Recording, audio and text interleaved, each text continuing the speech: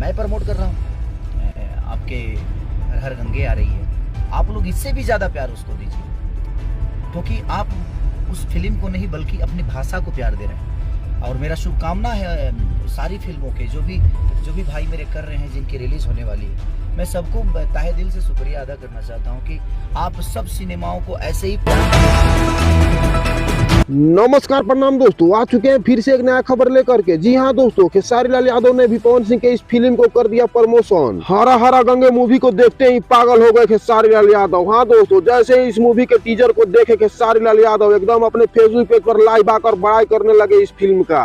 जी हाँ दोस्तों, खेसारी लाल यादव ने लाइव प्रमोशन किए इस फिल्म का। बोले, फरिश्ता फिल्म को जैसे आप लोग प्यार दे रहे हैं वैसे ही इसी फिल्म को प्यार दुलार दीजिएगा। दरअसल दोस्तों, फरिश्ता फिल्म जब से हॉल में लगी है तब से तबातोड़ कमाई कर रही है, और आज तो खेसारी लाल यादव ने खुलेआम कहा कि मेरे माता पिता भी गए हुए थे इस फिल्म को देखने। जी हाँ दोस्तों, देखिए क्या बोल रहे हैं खेसारी लाल यादव फरिश्ता फिल्म को लेकर। फरिश्ता का जो सबसे बड़ी शुभ संकेत कि मेरे मम्मी पापा कल गए थे एकमा के शंकर थिएटर में।